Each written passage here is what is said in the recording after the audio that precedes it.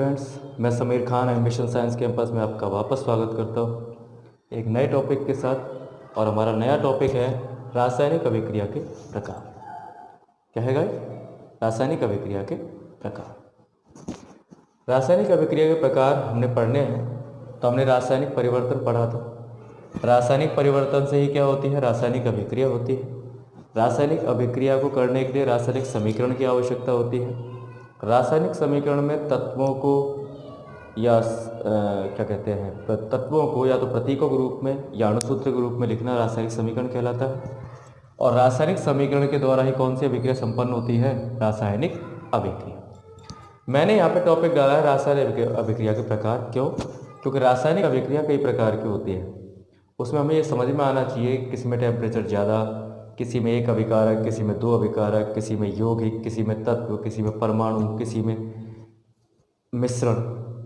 उन अभिक्रियाओं को हमें गौर से देखना है क्योंकि सब में तरीका अलग अलग होता है। ओके गाइस, तो यहाँ पर देखिए हमने रासायनिक प्रकार लिखे। मेनली यहाँ पर 6 प्रकार होते हैं। कितने प्रकार होते हैं गाइस? 6 प्रकार। सबसे पहले संयोजन, दूसरा वियोजन, तीसरा विस्थापन, चौथा द्विविस्थापन, पांचवा ऑक्सीकरण व अपचयन और छठा उत्क्रमणीय व अनुत्क्रमण। पहले मैं आपको एक इम्पॉर्टेंट चीज़ बता देता हूँ, इन अभिक्रियाओं को रटने का कोई तरीका नहीं है। अगर रटेंगे तो कहाँ तक रटेंगे, लेकिन समझ में यह आना चाहिए कि हाँ, हमें ये 6 अभिक्रियाएं पता ना हो, लेकिन अगर हमसे कोई पूछ रहे कि उत्क्रमणीय अनुत्क्रमणीय क्या होती है तो हम सटीक एक बार में आंसर दें। विस्थापन क्या होती है, द्विविस्थापन क्या होती है, ज़रूरी नहीं कि आप बुक के अकॉर्डिंग ही आंसर दें। आपको तरीका पता होना चाहिए कि आप किस तरीके से सामने वाले को सेटिस्फाई कर रहे हो और वो आपके आंसर से सेटिस्फाई होकर आपको शाबाशी देता है, बोलता है कि बहुत अच्छी जगह पढ़ रहे हो, या पढ़ाने वाला अच्छा है या पढ़ने वाला, दोनों ही चीज़ें कॉम्बिनेशन में आ जाती हैं। तो सबसे पहले हम रासायनिक अभिक्रिया प्रकार शुरू करते हैं और सबसे पहला प्रकार है संयोजन। जैसे वर्ड से पता चल रहा है संयोजन। संयोजन का मतलब क्या है? Adding, plus. आपने पढ़ा है कि प्लस कब आता है? जब अभिकारक 2 या 2 से अधिक हो। इसका मतलब एक अभिकारक और ये दूसरा अभिकारक। ठीक है भाई, तो यहां पर क्या होगा? तीर का निशान आएगा। अब यहां पर एक उत्पाद बने। क्या बने? एक उत्पाद। तो वो कौन सी अभिक्रिया हो जाएगी? संयोजन। कौन सी अभिक्रिया हो जाएगी? संयोजन। वियोजन क्या है?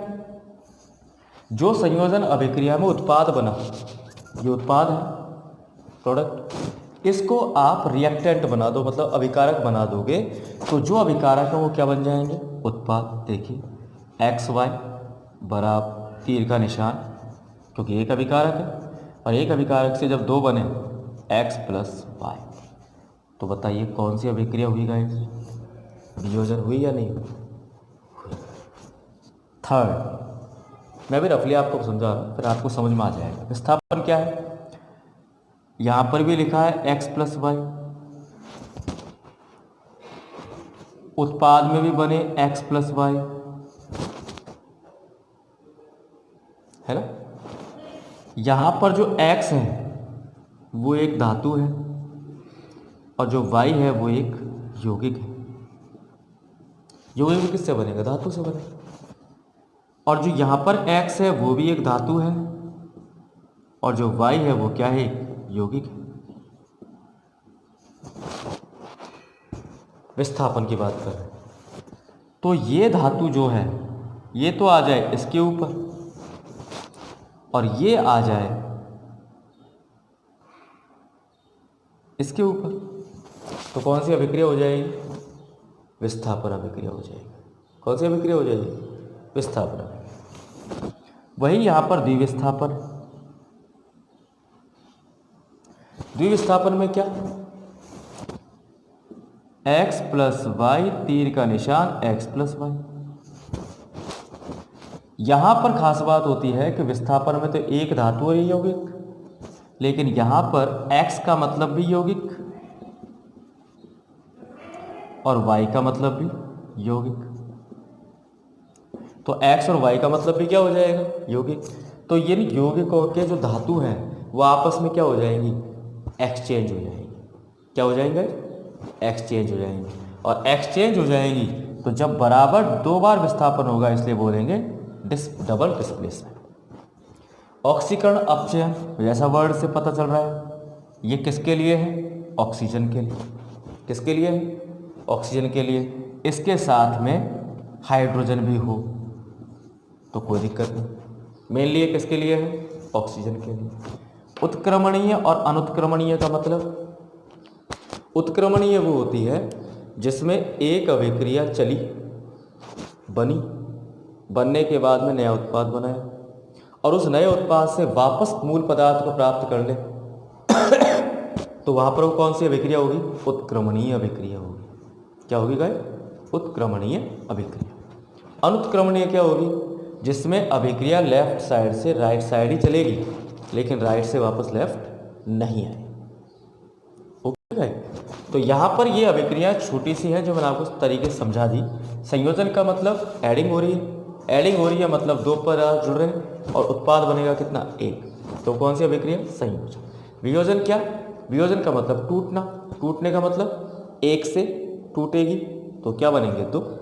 एक लकड़ी है उसको तोड़ोगे तो कितने बनेंगे? 2। तो एक अभिकारक है तो उत्पाद कितने बने? 2। विस्थापन में क्या हुआ? एक धातु एक यौगिक की अभिक्रिया करवाने पर धातु यौगिक के तत्व, यौगिक की धातु को हटाकर उसकी जगह पर चली जाएगी। ये अभिक्रिया किस पर आधारित है?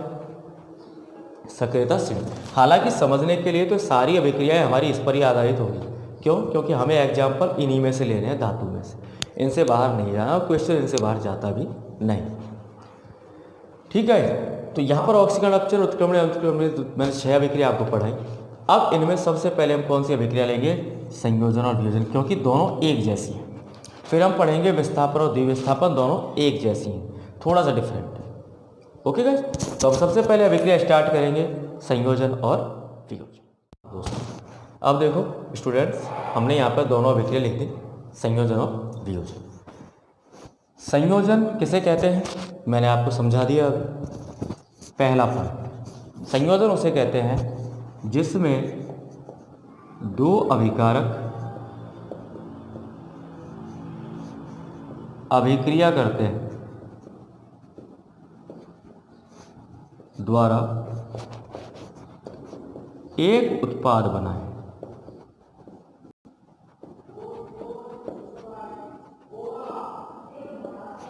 वो क्या कहलाता है? संयोजन अभिक्रिया। अब संयोजन अभिक्रिया में 2 अभिकारक हैं, क्योंकि इसमें संयोजन का मतलब कॉम्बिनेशन, कॉम्बिनेशन का मतलब एडिंग। एडिंग के लिए आप जानते हो छोटी क्लासों में प्लस लगा के करते हैं, जैसे 2 + 2, 3 + 3, 4 + 4 करते हैं। वैसे यहाँ पर एग्जाम्पल आपको लेना। अब बात आती है कि सर एग्जाम्पल ले कैसे, हमें आइडिया बताओ। अब आइडिया ये है कि आपको ये श्रेणी याद करनी, क्रम से याद करनी। कैसे याद करनी? क्रम से, क्योंकि ये अभिक्रिया, ये जो आपकी सक्रिय श्रेणी है, ये आपके काम आएगी बहुत ज़्यादा। और ये सक्रिय श्रेणी क्रम क्या है? ऊपर से नीचे, ये घटता हुआ क्रम है और इधर से बढ़ता हुआ क्रम। इसमें से क्या करना है आपको? मेनली सबसे पहले मैंने आपको तरीका बताया था कि आप धातुएं उठाओ, धातुओं की अभिक्रिया किससे करा दो? ऑक्सीजन से। किससे करा दो? ऑक्सीजन से। उत्पाद बताओ कैसे, कितना बनेगा? अब करके देखते हैं। अब करके देखते हैं तो देखो, सबसे पहले हमने छोटा सा एग्जाम्पल लिया Mg प्लस O2। ये तो आपको आ ही रहा हो। O2 क्यों लगा के लिखा? क्योंकि O2 एक गैस है। ये सब जितनी भी एक गैस है, ये सब के पहले, इन सब के नीचे क्या लगाया जाएगा? 2। कब? जब अभिक्रिया करा रहे हो लेकिन अकेले लिख रहे हो जब। ठीक, आपने ये पता है कि Mg एक अभिकारक, O2 दूसरा अभिकारक, दोनों अभिक्रिया करें। अब दोनों अभिक्रिया करें तो उसके लिए तरीका बता दिया मैंने, आप जल्दबाजी ना करें। अगर आपको डायरेक्ट आता है तो कोई दिक्कत नहीं, लेकिन अगर आपको कन्फ्यूजन है कि हमें दिक्कत हो सकती है तो आप बस आइडिया लगाओ। मैग्नीशियम की वैलेंसी +2, ऑक्सीजन की -2। अब देखो दोनों के आधार बराबर हो गए, क्या बचा? MgO। तो बताइए स्टूडेंट, क्या नाम बोलेंगे इसका? मैंने आपको बताया, जब कोई तत्व अकेले लिखा है तो उसका प्रॉपर नाम आएगा, लेकिन जब धातु जब किसी के साथ जुड़ेगी तो आइड बनाएगी। क्या बनाएगी? आइड। तो क्या बोलेंगे? Magnesium oxide. क्या बोलेंगे? Magnesium oxide. अब देखो 2 अभिकारक हैं, उत्पाद बना 1, तो कौन सी अभिक्रिया हुई? संयोजन अभिक्रिया। नेक्स्ट एग्जाम्पल लो, कार्बन। कार्बन की हमने अभिक्रिया कराई ऑक्सीजन से, तो बताओ क्या बनेगा गाइस, CO2। हाँ या ना। देखिए कार्बन की वैलेंसी +4, ऑक्सीजन की -2, दोनों आपस में कट सकते हैं, 2 1 कम 2, 2 दूनी 4, C को 1 से गुणा किया C, O को 2 से गुणा किया O2। देखिए 2 का कोई रोल नहीं है यहाँ पर, ये 2 कहाँ से आया, यहाँ से आया, यहाँ से नहीं आया। समझ में आ रही। वैसे ही आपने K लिया, O2 लिया, क्या बनेगा, K2। Al लिया, O2 लिया, क्या बनेगा, Al2O3। बनेगा या नहीं बनेगा। तो यहाँ पर जो ऑक्सीजन है वो आपको पता है किस काम आती है, ऑक्सीजन काम आती है कंबस्टन, या जिसे हम कहें कोयले का दहन। क्या, दहन। और दहन को मतलब, दहन को हम इंग्लिश में कहते हैं बर्निंग। क्या कहते हैं, तो सी क्या है, कोयला भी है, लकड़ी भी है, तो नॉर्मली कहते हैं कोयले का दहन। या मैग्नीशियम के फीते को जलाया गया, किसकी उपस्थिति में, ऑक्सीजन की उपस्थिति में। तो ऑक्सीजन हमेशा क्या काम करती है, जलाने का काम करती है। बिना ऑक्सीजन की उपस्थिति के कोई भी चीज़ जलेगी नहीं। या पढ़ते आ रहे हो स्टार्टिंग से, ठीक है, 6ठी 7वीं क्लास से शुरू हो जाता है। आपने एग्जाम्पल पढ़ा भी होगा कि आपने एक मोमबत्ती ली, मोमबत्ती को जलाया, जल गई, उसके ऊपर आपने फिर एक गिलास रख दिया, कुछ देर बाद बुझ गई। क्यों, क्योंकि उसको ऑक्सीजन नहीं मिली, और वहाँ पे कौन सी गैस आ गई, कार्बन डाइऑक्साइड। और आप जानते हो कि ऑक्सीजन जब जलाने में सहायक है तो उसे बुझाने के लिए कार्बन डाइऑक्साइड का इस्तेमाल किया जाता है। जो आप बड़े बड़े मॉलों में, स्कूलों में वगैरह वगैरह जगहों पर आप सिलेंडर देखते हो लाल कलर का, उसमें कौन सी गैस भरी होती है, CO2, जिसे अग्निशमक यंत्र में इस्तेमाल किया जाता है। Okay guys. तो वैसे ही आप कोई सा भी एग्जाम्पल उठा लीजिए, जैसे हमने लिया हाइड्रोजन और ऑक्सीजन। देखिए हाइड्रोजन और ऑक्सीजन, तो बताइए क्या बनेगा, H2। क्या बनेगा, H2। तो यहाँ पे जल बना, हाँ या ना, जल बना। वैसे ही N2 + H2 क्या बनेगा, NH3। तो आप इनमें से धातु ले लो, उठा के बना दो, बन जाएगी। समझ में आ रहा है गाइस, कोई दिक्कत तो नहीं, ठीक। ये हो गई कौन सी अभिक्रिया, संयोजन अभिक्रिया। कौन सी अभिक्रिया हो गई, संयोजन अभिक्रिया। अब RBSc 10th क्लास में एक अभिक्रिया और है जिससे हम कार्बन वाले चैप्टर में पढ़ेंगे, क्योंकि वो इसमें समझ में नहीं आएगी, ठीक है। तो हम नहीं चाहते कि इसमें हम वो चीज़ लगाएं या एक्स्ट्रा ऐड करें, दिक्कत हो सकती है। वो आपकी समझ से बाहर है, वो समझ में तभी आएगी जब आप कार्बन वाला चैप्टर पढ़ें। अब बात आती है वियोजन की। वियोजन का मतलब क्या है, इस जो परिभाषा है इसको रिवर्स कर दो, जिसमें एक अभिकारक दो या दो से अधिक उत्पाद में टूटता हो,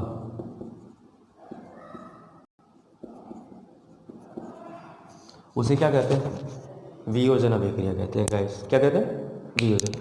अब बात आती है कि सर वियोजन को हम कैसे समझें, तो बस छोटा सा आपको काम करना है। क्या काम करना है, जो आपने संयोजन में एक साथ पढ़ोगे तभी आपको इजी वे में समझ में आएगी है।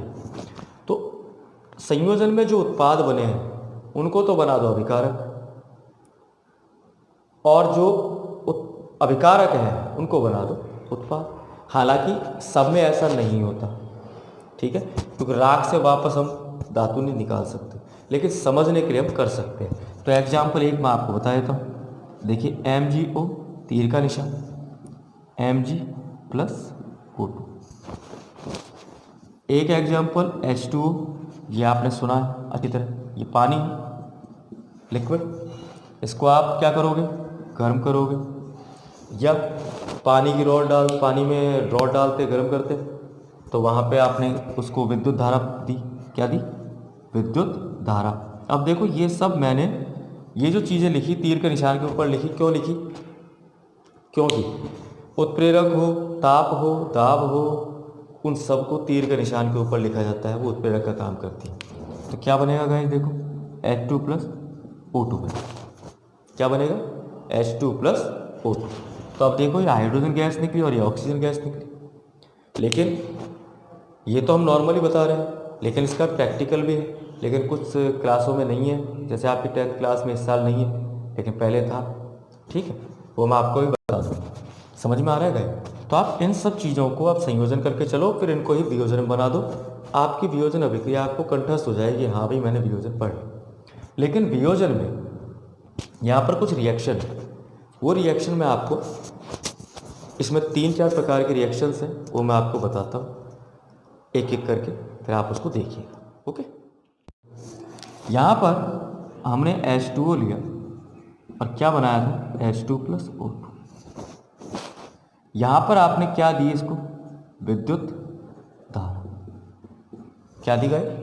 विद्युत धारा। यहाँ पे H2O लिक्विड है, हाइड्रोजन गैस है और ऑक्सीजन भी क्या है? गैस है। आपने इसको विद्युत धारा दी, हाँ या ना? दी। तो आपने इसको टेम्परेट किया है। क्या किया है? टेम्परेट। अब टेम्परेट किया है तो यहाँ पर जब विद्युत धारा जब हम किसी लिक्विड में प्रवाहित करते हैं उसे बोलते हैं वैद्युत अपघटन या इलेक्ट्रोलाइसिस। क्या कहते हैं? इलेक्ट्रोलाइसिस। इलेक्ट्रोलाइसिस कहते हैं। अब इस इलेक्ट्रोलाइसिस में यहाँ पर H2O से क्या बना? H2 और O2। तो यहाँ पर ये जो वियोजन है वो कौन सा है? वैद्युत अपघटन द्वारा वियोजन। आपने जल में वैद्युत अपघटन किया, वैसे ही वहाँ पर वो बन गया। सेकंड एग्जाम्पल देखिए इसी का, NaCl सोडियम क्लोराइड है, जिसका लवण जलीय विलयन है, तो एक्वियस सॉल्यूशन बोलते हैं इसको। ठीक है, अब इसमें आप जब विद्युत धारा दोगे तो अपघटन होगा। अपघटन होगा तो क्या बनेगा? Na plus Cl। क्या बनेगा? Na plus Cl। तो देखिए यहाँ पर एक अभिकारक से दो उत्पाद बने या नहीं बने? बने। तो कौन सी अभिक्रिया है? वियोजन। अब देखिए सेकंड रिएक्शन। सेकंड रिएक्शन को कहते हैं ऊष्मीय अपघटन। जिसे आप या तो गर्म कर रहे हो या ऊष्मा के द्वारा आप उसे प्रभावित कर रहे हो। तो ऊष्मीय अपघटन में एग्जाम्पल सबसे बेस्ट आता है, वो है कैल्शियम कार्बोनेट। क्या आता है? Calcium carbonate. अब देखिए कैल्शियम और कार्बोनेट कैसे बना होगा। देखिए आपने कैल्शियम लिया है और कार्बोनेट लिया है, और आप जानते हो कैल्शियम कार्बोनेट आपकी हड्डियों में पाया जाता है। ठीक है, चूना पत्थर भी कहते हैं इसको। क्या कहते हैं? चूना पत्थर। तो देखिए कैल्शियम कार्बोनेट का जब आप वियोजन करोगे तो आपने इसको ऊष्मा दी। क्या दी? ऊष्मा। ऊष्मा से क्या बनेगा? अब देखो समझो, जब भी आपको कोई एक धातु समूह के साथ जुड़ी हुई दिखाई दे, किसके साथ जुड़ी हुई दिखाई दे? समूह के साथ। तो समूह के साथ जब जुड़ेगी, चाहे वो CO3 है, चाहे SO4 है, NO3 का रहने दो, CO3 है और SO4 है, तो CO3 जब टूटेगा तो इसका छोटा रूप बताइए क्या होगा? CO2 होगा या नहीं होगा? होगा। प्लस, और बचा हुआ जो तत्व है इसका क्या बना दोगे? ऑक्साइड। क्या बना दोगे? ऑक्साइड। और ऑक्साइड बनाने के लिए क्या करना पड़ेगा? बताया, जो धातु है उसमें क्या जोड़ दोगे? ऑक्सीजन। क्या जोड़ोगे? ऑक्सीजन। तो देखो Ca में जब ऑक्सीजन जोड़ोगे तो बताइए क्या बनेगा? जो कैल्शियम की वैलेंसी +2, ऑक्सीजन की -2, कट गई, तो क्या बचा गाइस? तो पहले तत्व का क्या बना दोगे? ऑक्साइड। ये ट्रिक है छोटी सी, इसको आपको रटना नहीं पड़ेगा, एक आध प्रैक्टिस में आप समझ जाओ। ठीक है, अब जैसे मैं एक और एग्जांपल लेता हूँ। मैं इसको मिटा देता हूँ।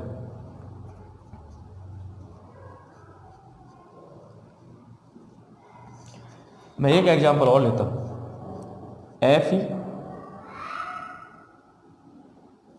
FeSO4। क्या लिया हमने? FeSO4। अब देखो जो SO4 है ना, वो हमेशा दो भागों में टूटेगा, एक तो SO2 में और एक SO3। CO2 टूटा, CO3 किस में टूटा? CO2 में। तो हमने नॉर्मली इसको SO2 और SO3 में तोड़ दिया, टूट गया, इसका काम खत्म। प्लस Fe का क्या बनाना है? ऑक्साइड बनाना है। अब Fe का ऑक्साइड बनाना है तो क्या करना है? Fe और O। अब Fe की वैलेंसी +3, ऑक्सीजन की -2, तो वज्र जब गुणा करोगे तो क्या बनेगा? Fe2O3। ऑक्साइड बना या नहीं बना? ऑब्वियसली बनेगा। वैसे ही देखो PbCO3। अब PbCO3 क्यों बना? क्योंकि लेड की जो संयोजकता है वो भी 2 है, कार्बोनेट की भी 2 है, कट गया तो क्या बचेगा? PbCO3, लेड कार्बोनेट, तीर का निशान। CO3 को तोड़ो तो CO3 टूटेगा किसमें? CO2 में। लेड की संयोजक, अब लेड का क्या बनाना है? ऑक्साइड, तो लेड की जो संयोजकता कितनी है? +2, ऑक्सीजन कितनी है? -2, तो क्या बचेगा बताइए? बनेगा या नहीं बनेगा? तो ये ऊष्मा के द्वारा वियोजन। तो आपको ये ध्यान रखना है कि जो वैद्युतीय वियोजन है, अपघटन है, उसमें आप जल का अपघटन कर दोगे तो H2+O2 EgWM बन जाएगा। NaCl का एग्जाम्पल लो चाहे मतलब, कोई दिक्कत नहीं। लेकिन जब आप ऊष्मीय अपघटन करेंगे तो ऊष्मीय अपघटन में आप समूह लेंगे। क्या लेंगे? समूह। और समूह के साथ में आप धातु जोड़ देंगे। मेनली धातु आप कौन सी लेनी है? कैल्शियम, फिर लेनी है फेरम, और फिर उसके साथ में लेनी है लेड।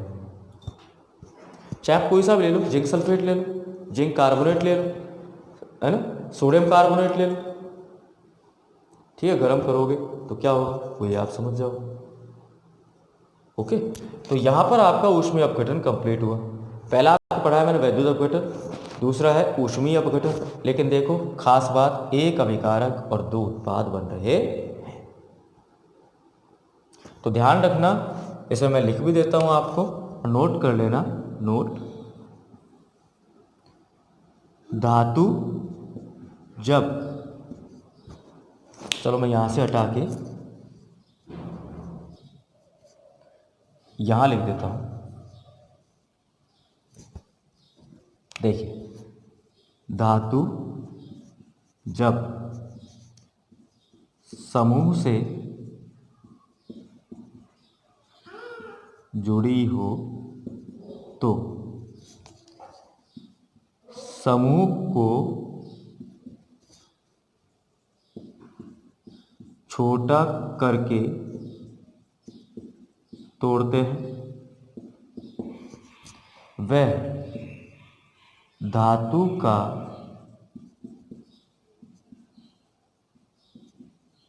ऑक्साइड बनाते हैं। क्या बनाते हैं? धातु का ऑक्साइड। जैसे CO3 को तोड़ेंगे तो क्या बनेगा? CO2। और SO4 को तोड़ेंगे तो 2 भाग बनेंगे, एक SO2 और एक SO3। ओके गाइस, उम्मीद है आपको समझ में आया होगा। प्रैक्टिस करेंगे तो ऑटोमेटिक आ जाएगा, इसमें कोई डाउट नहीं। ठीक है गाइस, तो इसमें एक और अभिक्रिया बची हुई है जिसे हम कहते हैं